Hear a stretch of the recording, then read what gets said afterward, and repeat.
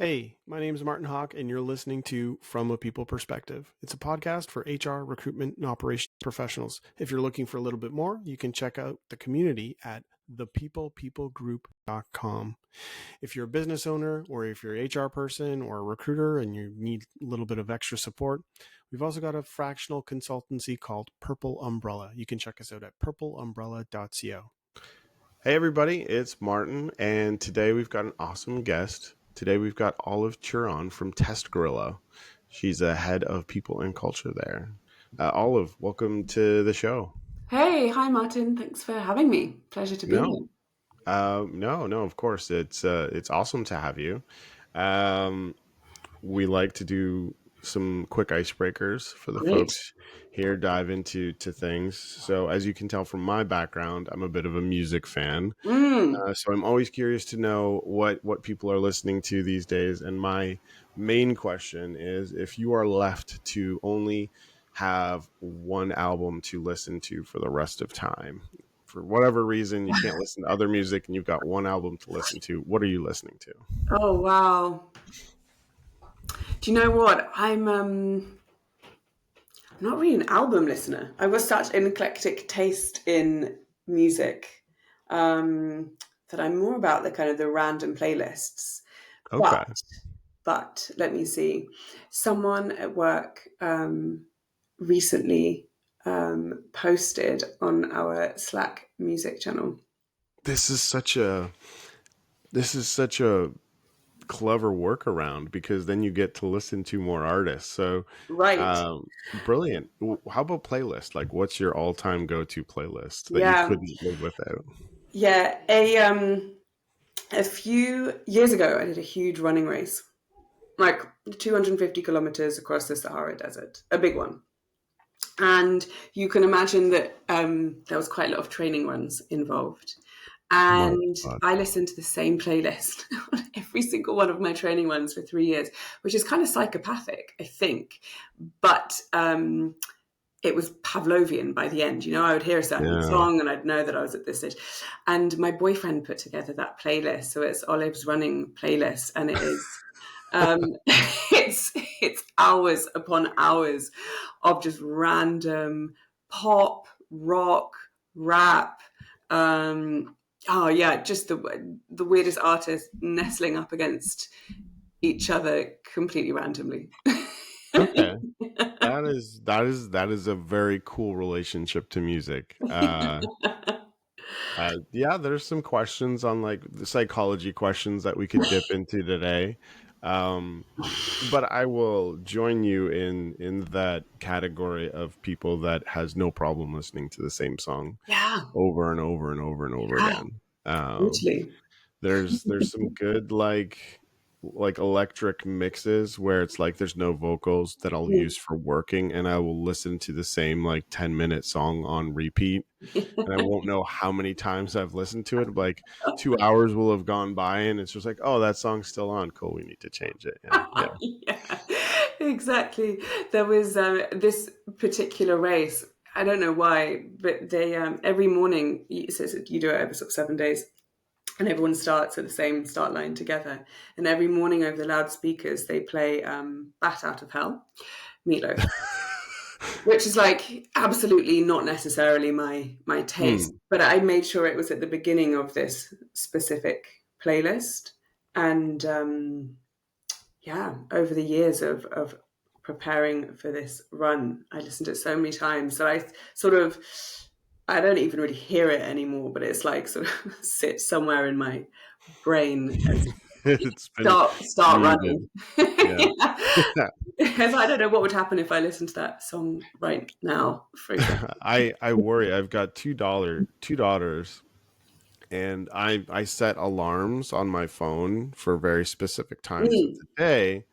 Um, and so it's like as school time gets closer and closer, because my oldest daughter and I are notorious for not being on time. She, by nature of probably having learned it from me, I'll take full responsibility on that. But so we use like this classical like Flight of the Bumblebee song Yes. for when it's like 1 minute left to get late. So anytime that song comes on, like I'm like, all right, there's no more jokes. We've got to go. And it's like a really frantic. So you said Pavlovian, and I was like, oh, I've 100%. If she Yes. hears that song 20 years from now, she's just gonna start. She's gonna. Okay, I've got to go. I don't know where I need to go.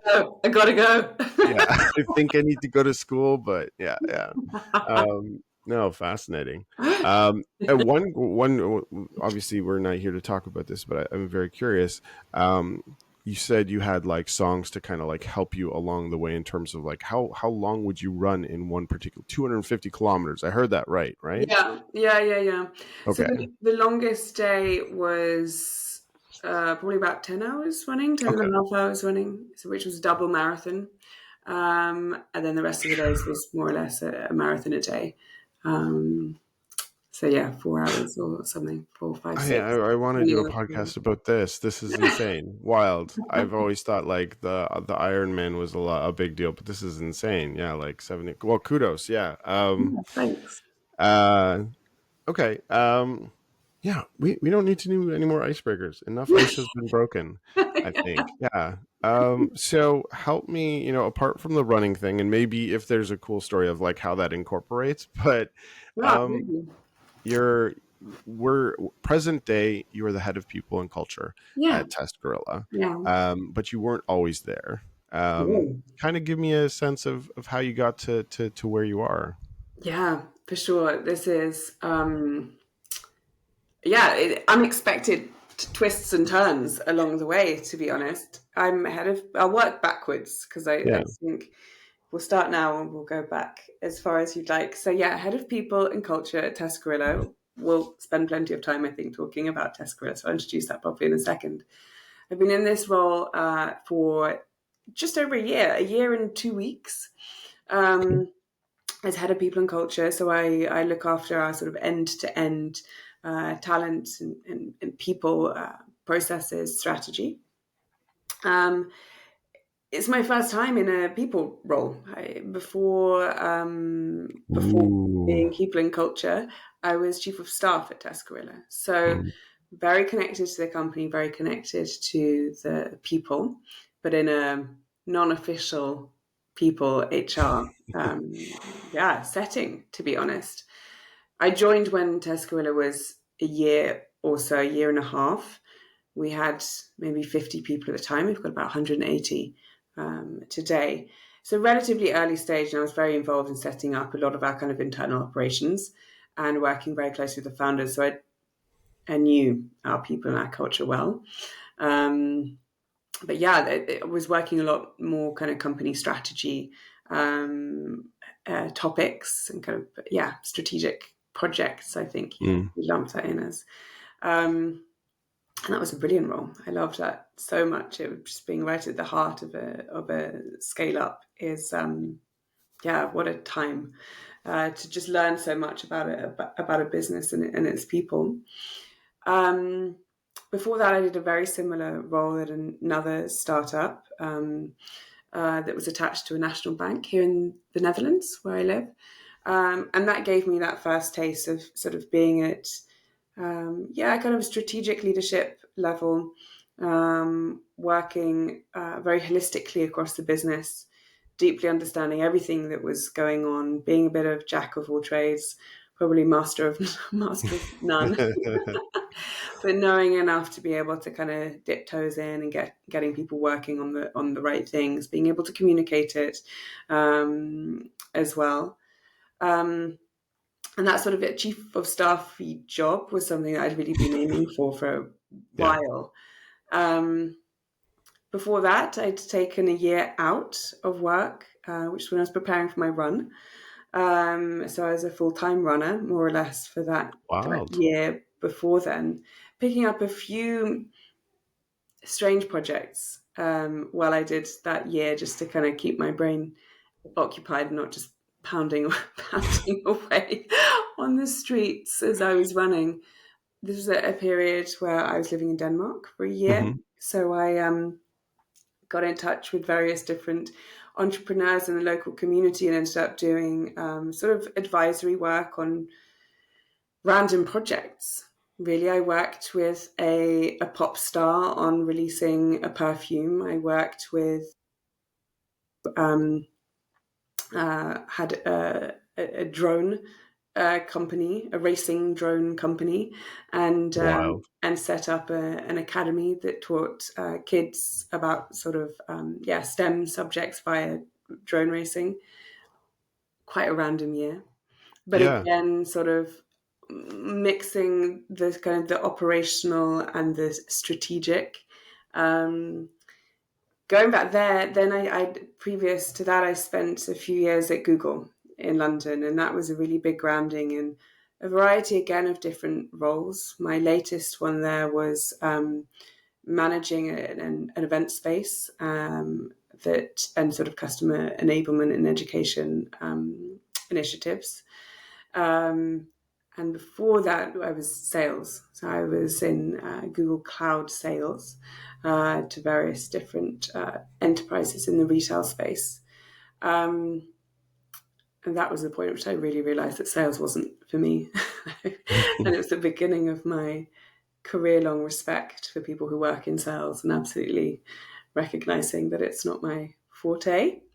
And then before that, I was on a graduate scheme at JP Morgan in their private bank, where I worked as a relationship manager for high net worth and ultra high net worth people. And um, it was brilliant in the sense of really sort of getting to know people and understand Hmm. relationships and building relationships. Um, and I suppose it also was the lever for me to join Google, really, and kind of Yeah. continue a little bit in that kind of salesy space, um, taking what I'd learned in private banking into a more dynamic environment, which is what I was really looking for. Um, but yeah, and then before that, I studied English literature and French medieval literature at university. So really, by taking us on this little walk down memory lane, nothing adds up. Yeah. But Yeah. there are strands that have come together and over time have sort of refined and maybe sort of made some sense. At least it feels the role that I'm in currently makes a lot of sense for me. Yeah. And it's just taken a few different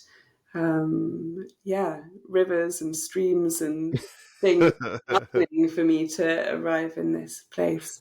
Well, I have a ton of questions on the Yes. background stuff, Yeah. but I think the one that I'll ask is, I mean, at least it makes sense for myself, and maybe you share if this is, if you think of it differently, but it's like, okay, currently at TestGorilla, right, and that's on the assessment side of things, Yeah. and we'll get into that, Yeah. but you've worked at some places where their assessment of talent is is are notorious. Like Google is notorious for having very not necessarily strict but involved hiring processes, Yeah. right? And it's Yeah. the it's the sheet that people try to copy off of, essentially. um, and so JP Morgan, no different there. No. And so you've had, what's also interesting is just like it's interesting because you started at very corporate and you worked yourself into Yeah. super unique, and now more traditional tech startup kind Yeah. of Yeah. space. So a diversity of experiences that are really cool, all of which you have a lens on. First off, as a candidate, right? You're joining these companies, Sure. so Yeah. there's an interesting lens there. I don't know. Am I seeing the same stream as you are? Like you I said, think there are rivers and streams that makes this make all sense to you. Like, am I yeah. seeing the same thing? Yeah, I think you've taken it in a new angle that I really like. I hadn't really thought about the sort of the candidate and sort of application experience.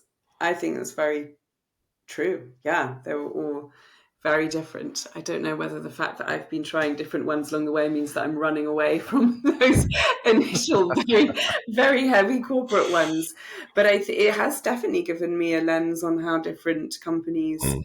recruit, Yeah. how they engage with people throughout the hiring process, how they sell themselves as companies to candidates, both through employer branding and then through the sort of the interview process itself. Yeah, I've definitely had, been very lucky to have lots of different experiences there, which hopefully informs, how we do things at TestGorilla as well. Yeah. Yeah, No, and I mean, through all those experiences, you have this lens of, well, clearly this company's doing it right because once you join, or you could say like, well, here's where they're lacking in how people or companies are, or essentially matchmaking, right? Like yeah, that's what recruitment is. That's what yeah, hiring is. mm-hmm. Is this the right fit? Yeah, And there's been some back and forth in the industry around the word fit and whether or not like a culture ad versus culture fit. But for all intents and purposes, there's it's one of the things that people haven't necessarily sorted out yet because sure. there's so many different approaches. But I guess from your lens and Test Gorilla is Yeah. like, what how do you define this problem, or maybe set the stage for us here? Yeah. Yeah, of course. Maybe I'll take a minute to describe TestGorilla as Yeah. well. Yeah. Would that be helpful? So TestGorilla, we're a talent discovery platform. Right, we build and sell to companies around the world a variety of different solutions that help them identify and hire the Mm, best possible talent for the roles that they have. We really major in sort of assessment products, so skills tests as well as cognitive tests, personality tests. That in a certain combination, we believe can really help companies hire the best talent for almost any role out there. Um, we're also moving into the sort of talent sourcing space as well, so helping okay. companies get access to brilliant candidates who've got skills, behavioral competencies, and the attributes really that are needed that company is looking for specifically, um, and helping to sort of find those needle in a haystacks. Right, it's as you were saying, hiring is about matchmaking, and we as companies and candidates as well can encounter all different kinds of challenges trying to do that matching, right? We as a company might say we've got a very specific idea of what the perfect candidate might look like. It's probably laden with all kinds of assumptions and biases. And if we can peel that back and just focus on assessing and identifying people who've got the real core skills and attributes that we need to kind of take ourselves away from previous experiences or assumptions that we might have about what the perfect candidate could look like, that opens up a whole new world of possibilities around finding the right person for the right job. And likewise for candidates, right? They might feel like they've got a certain company in mind or a certain job in mind, given their experiences to date. And sometimes it needs a little matchmaking hand to say, oh, have you considered this or have you considered that? Have you considered a company that Mm, they're really looking for people with skills like yours? So TestGorilla aims to sort of support that interesting. match. Yeah. And I've yet to see this done in like a overarching, like the testing's been around for a really long time. Like Yeah. um not that's not the issue, right? People know that we need to test candidates, and companies come up with their own. They use third party tools, they use a mixture of them. They But use I them in find, strange places during the interview process. We can talk yep, about that, like where you do it in the funnel. Also, yes, can yes, can change yeah, the impact of those tests. yeah. No, no, I mean, everything that you screen for effectively screens out people as well as screens in Hmm. people, and doing it at the wrong time for sure Yeah. has an impact. I guess that appreciate the like overarching view of TestGorilla. Mm. How do you and how does TestGorilla sort of like what's the problem that you're solving, like, and I feel like I know what it is in terms of like broadly, but Yeah. like maybe help, you kind of have to solve a very specific problem as a company to do good at it. But so how would you say, like, which problem are you tackling specifically? Yeah. Maybe it helps to anchor, perhaps to go really big and talk about our vision. Mm, We want to put 1 billion people in their dream jobs. A pretty lofty goal, but we imagine a world where people and jobs can be more perfectly matched than they are today. right. We believe that this match isn't happening currently, and that's through all different kinds of reasons. We can talk about some of those in a second. But we want to, and our mission really is democratizing opportunities for all. We believe that there's a huge issue in the sense that hiring is the majority of hiring still today is so traditional. There are so many legacy practices that excludes a lot of people from being hired because of their background, maybe their identity. Even if we, Hmm. there's still a lot of biases that come through in hiring. That people are judged more on their CVs versus what the skills they actually have and might excel in. They might not come through on a CV, or they might be, people are still blinkered by schools that people have gone to, and even when they're 20 years into their career, you see the word Harvard on a CV, and you think, oh yeah, that'd be great. Yeah, yeah. We believe that the world of hiring is biased, and we want Yep. to address that. Okay. Then I would also say that the other problem that we're solving for, and it's very much linked, is that we just believe that there's a way to get the best possible people in the jobs. And yes, that tackles bias, but actually, what every company should be aiming to do is to get the right person in the right job at the right time. And traditional hiring practices are not always the best at really predicting job success, that Yeah. someone's actually going to do a great job. Um, so we wanted to find a way to do that. There's an interesting piece here, and I love seeing this circumstance play out with guests, because sometimes companies and folks at the companies can't really um, forgive the phrase, but like eat their own dog food, so to speak, right? Like you Mm. can't use the tool to work for your own company in itself. Like the previous company I was at, for example, was Caseware. It's an audit and accounting tool. I'm not Mhm. an auditor nor an accountant, so when I'm getting people excited about the company, or when I was getting them excited about them, I wasn't really speaking firsthand. And there's ways to do it, obviously, and I was authentically excited about what they were doing, Mm. but I never experienced a tool firsthand. You've got this interesting position to be in, to have much closer view of using TestGorilla up front and saying Mm. like, hey, this is our mission, this is what we want to do. Well, by the way, we use it ourselves. Yeah. Um, Yeah. and I guess you've probably seen, I imagine, your hiring process has seen iterations, right? And Yeah. no hiring is, you can't have perfect score when it comes to hiring. Nope. And so I guess you've seen the tool being used in fantastic ways, and you've also Yeah. seen hiring processes have flaws. And I guess before we dive into that necessarily, but just sort of like, what's the consequence of not making the right hire, just in Yeah. general? Oh, yeah. Basically everything that sucks. I think.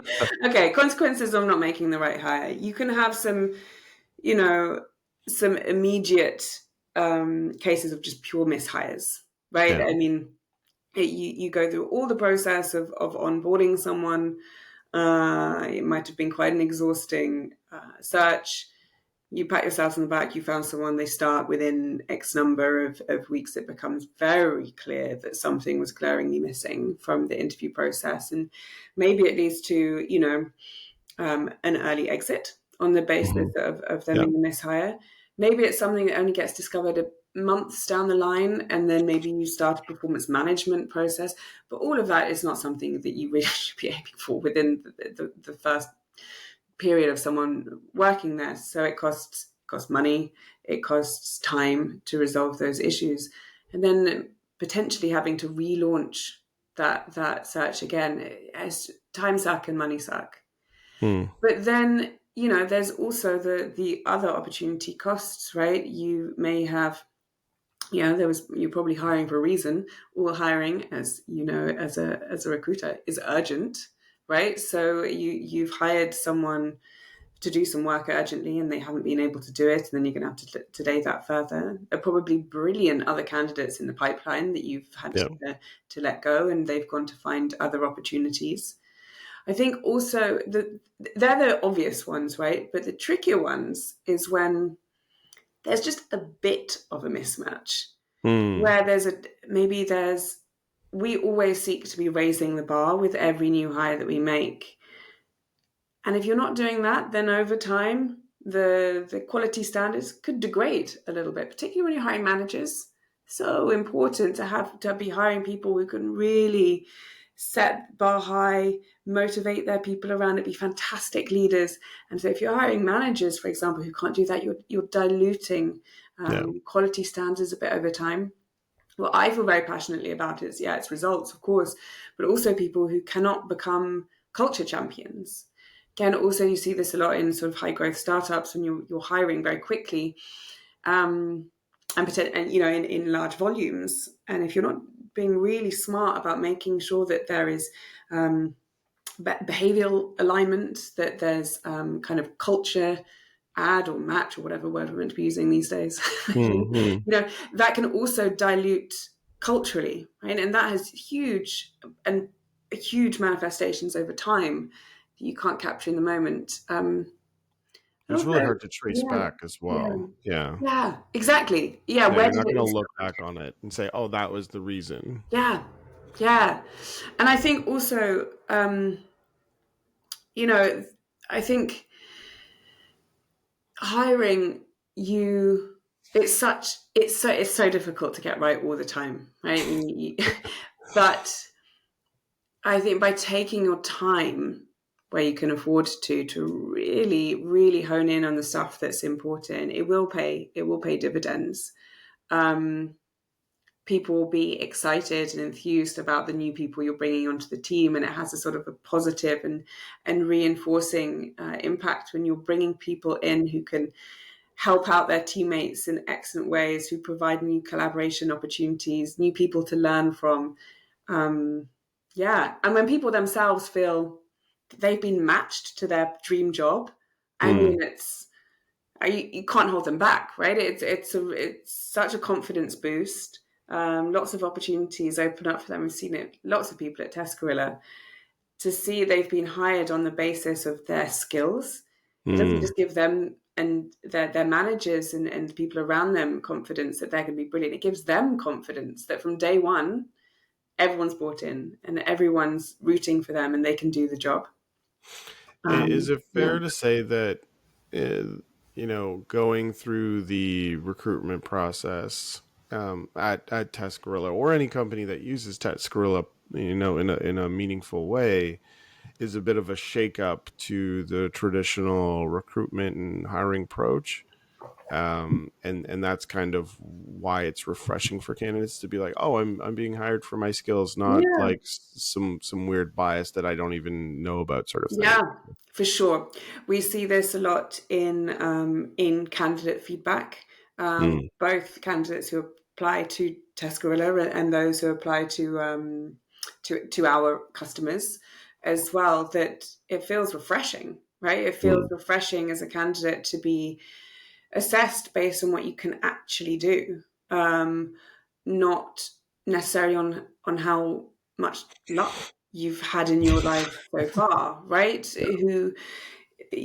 What family you were born into, what area of the world you lived in, so what education you were, schools you were exposed to, whether someone managed, your neighbor managed to get you on a grad scheme at a prestigious, law firm or whatever, actually being assessed on the skills that you have and your core competencies, is refreshing. At TestGorilla, we also provide all companies with the opportunity to just auto release test results to candidates as well Okay. after they've taken the assessment, which feels also quite radical, right? It Mm. kind of Mm. lifts the hood a little bit on the decision making process. It gives candidates an idea of where they are really strong and where they might still have some work to go, Yeah.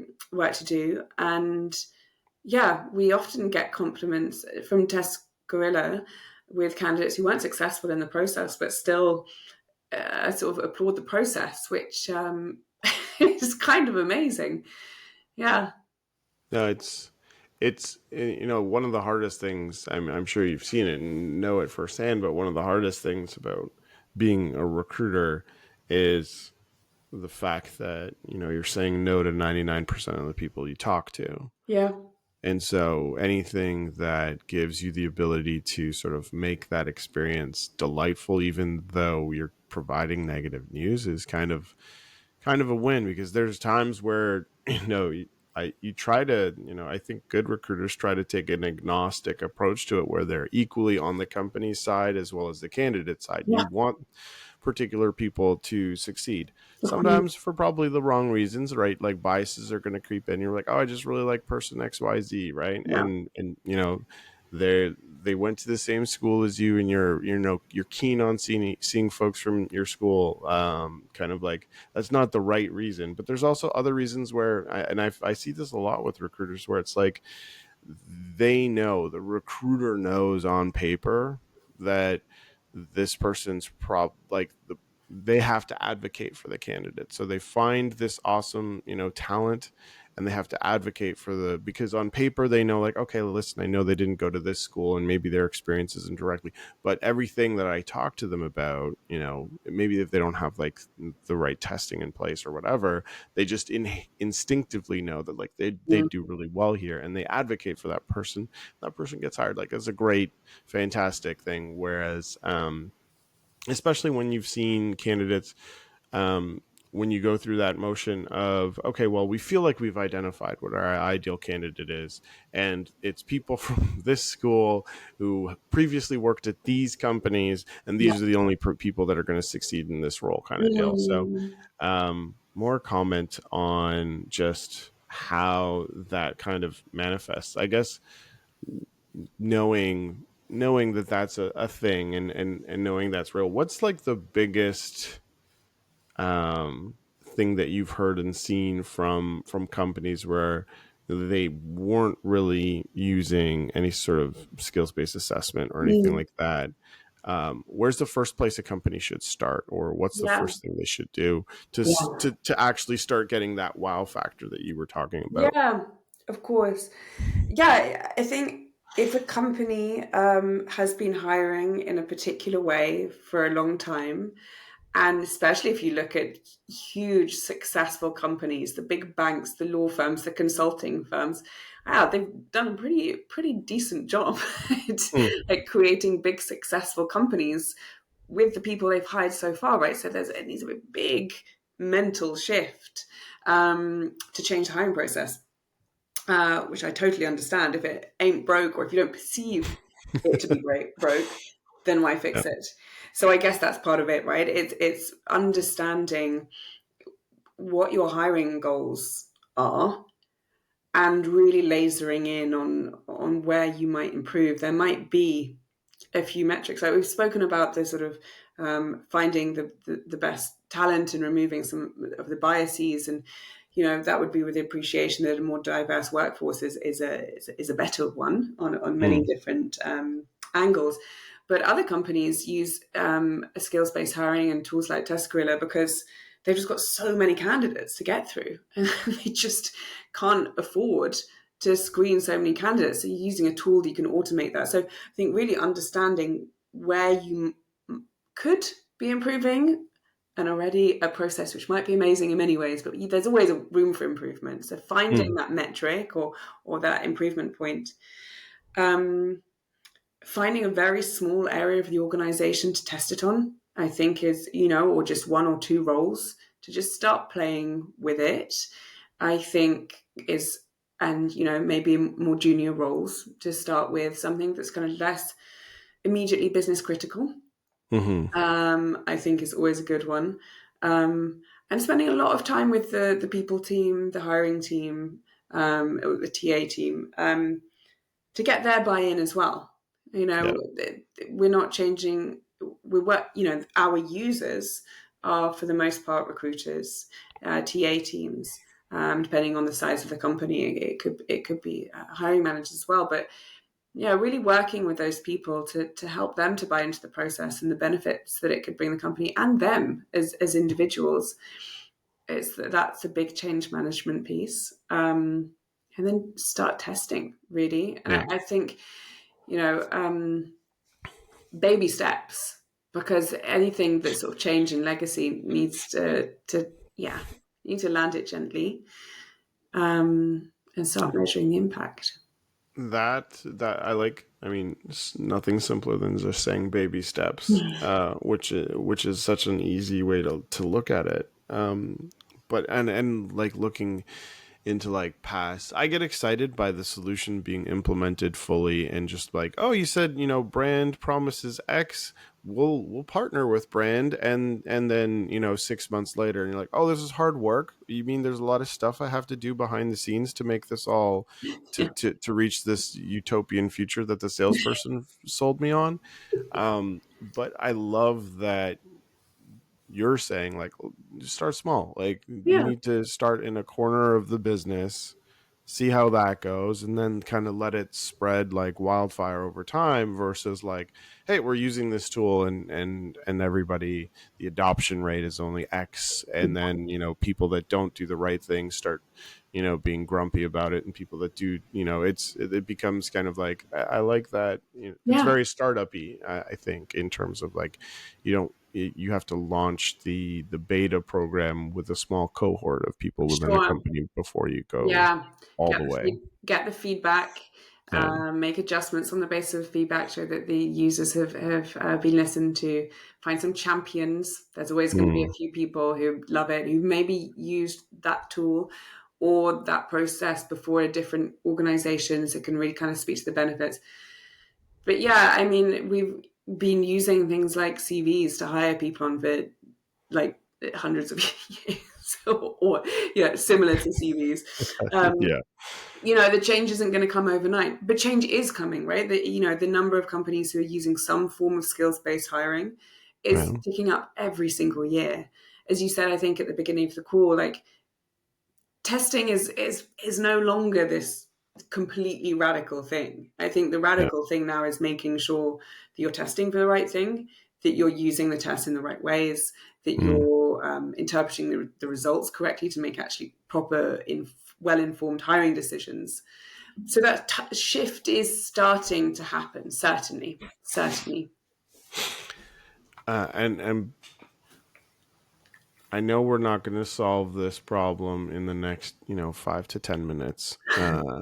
But I'd love to leave with this question, Mm, because it feels like the one that's kind of on everybody's mind, and you hinted towards it at the beginning, mm, but as we've been talking, I've been thinking about it more and more, specific to the problem that exists today, which is people and culture folks, chief of staff folks, anybody, the army of one, people like members of the community, the ones that get the most value are the ones that are doing all the things because there's so many things going on. yeah. But everybody is basically, the trend that I hear about the most in the last, I would say, 6 months is that the applicant the number of applications per job is just like skyrocketed. It's Yeah. like no longer 50 people applying to a role, it's like 1,000. Yeah. And so I'm really grateful we didn't talk about AI, because we've just been talking about that so much, and it's just such like a zoom ahead in terms of like, it's important to talk about, but it's been refreshing not to have to talk about that. Fine. I won't mention um, it.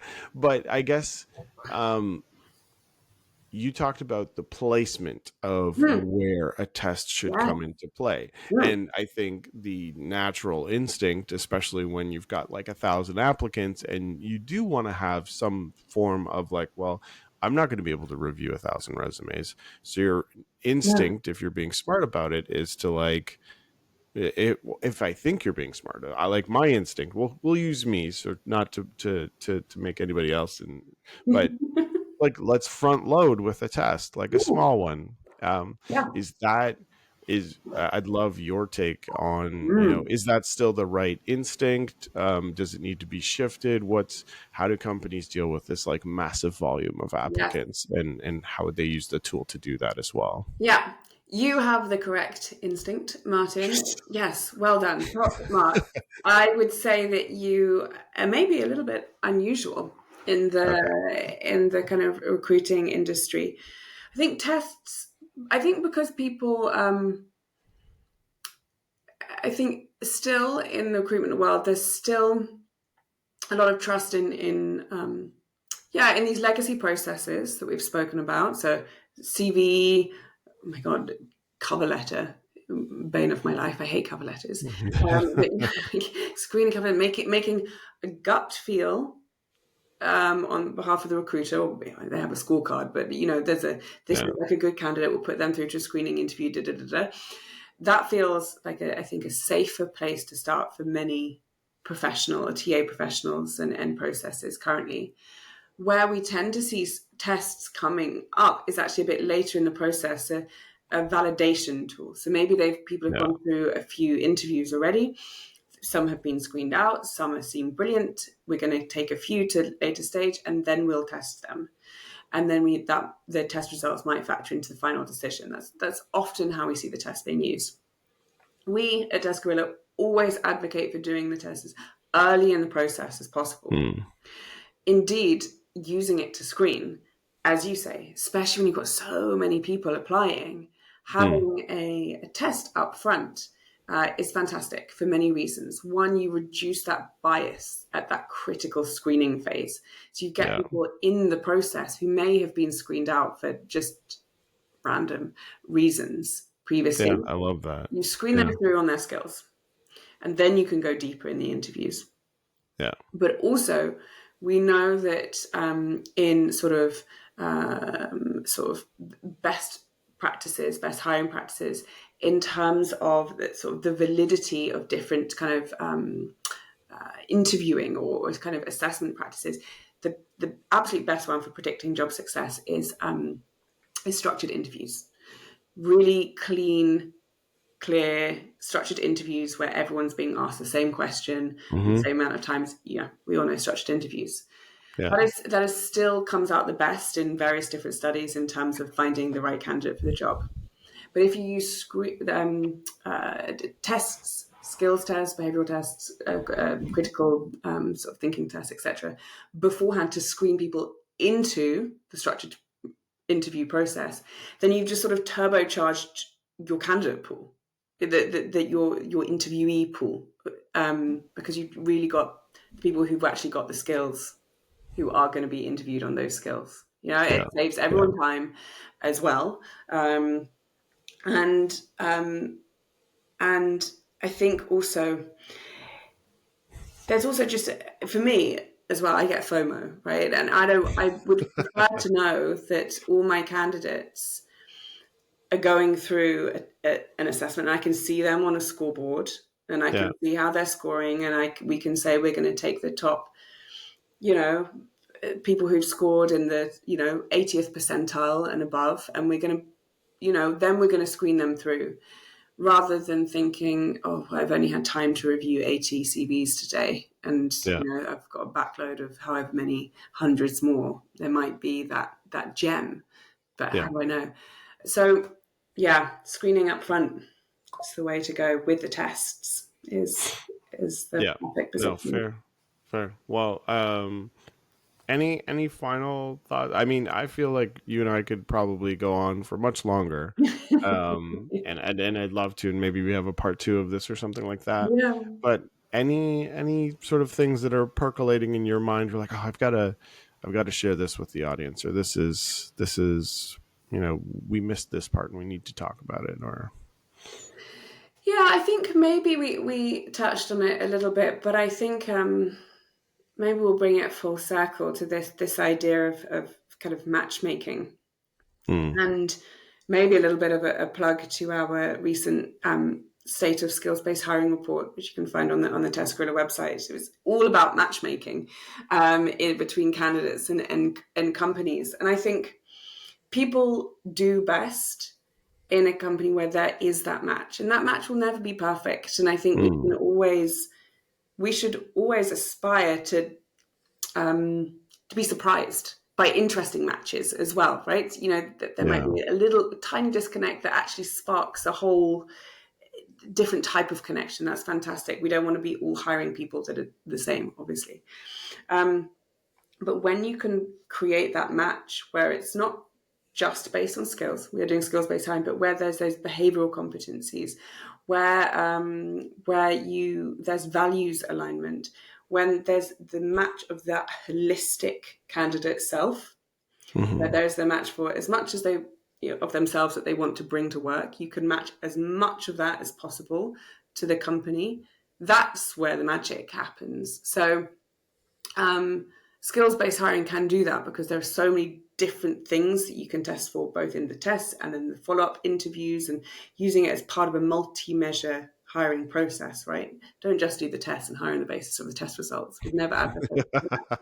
But have it at the you beginning and saved us so much time, Olive. Yeah, exactly. only one interview. Yeah, But have your test at the beginning, follow yeah, up with the structured interviews, maybe do more multi-measure assessments or work sample where you can see that whole 360 lens.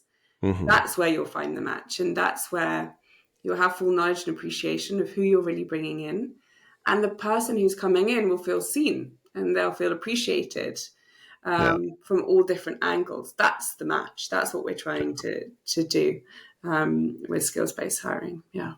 brilliant. No, Olive, this has been a delight. Thank you so much for your time today. And yeah, hopefully we chat again. I'm sure we'll stay in touch regardless. Yeah. And for the folks, you mentioned the skills based hiring report. Yeah. Where should folks go to pick that up or Yeah. download that? It's on our website. I believe that there's a link on the top of the website at the moment, so testgorilla.com. Perfect. People can find me on LinkedIn, look at all the TestGorilla kind of Perfect. marketing around that conversation. If you don't catch it live, there'll be recordings to find And you. we'll have a link as well and share Yeah, that within TPPG as well. So I'm sure. thanks so much for the time today, Olive. Thank Appreciate it. you. Appreciate it, Martin. All right. Take care. Bye bye.